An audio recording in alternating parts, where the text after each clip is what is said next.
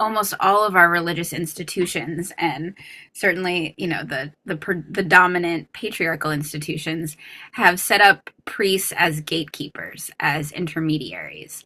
This kind of old way is literally separating people from that direct revelation, of needing someone with external authority to translate the word of God, to sanctify you, to step in between. And it's served as a literal and intentional way of subjugating people from their own divinity. And I think it's so important that we redefine these terms as we reclaim them. But I think that priestess, this idea of priestess and the way we're using it, is really the antithesis of that. That moving from that gatekeeper that separates, as you're saying, being that open channel that restores that union. And I think that's something that we really need to continually hold humbly. And yeah, I think there's this switch that we've been talking in all these different ways, from kind of power over to power with. It's necessitating kind of this idea that we're moving from external authority to really claiming that internal authority. And I just want to amplify and highlight, because I think it's so important, that priestess, whatever term we're using, isn't of that kind of old hierarchical, something separate and set apart. It's really that ability to be in communion, and that devotion that is such a surrendering of kind of the small self and the personal ego.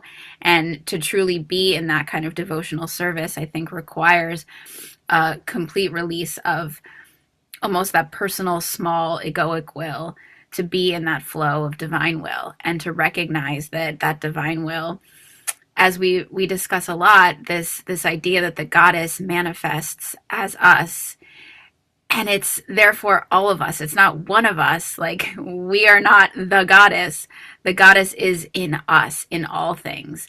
And I think that as we've been working with Sophia, this first created being, as the relational field, I think that's where kind of the whole paradigm starts to shift, because it's in relationships. It's in both the microcosm, open to and in communion with the macrocosm, and then each of us holding our unique perspectives, our personal facets. When we come together is how we come into the wholeness of her, of that divine will. And so, yeah, really acknowledging that everyone not only has that capacity, but that's what we were all here for. And it doesn't look the same for all of us, but to be that channel of divine will in manifestation, to kind of align the personal and the unique with the universal and the cosmic and the most grandiose, is the great work, is the alchemical great work.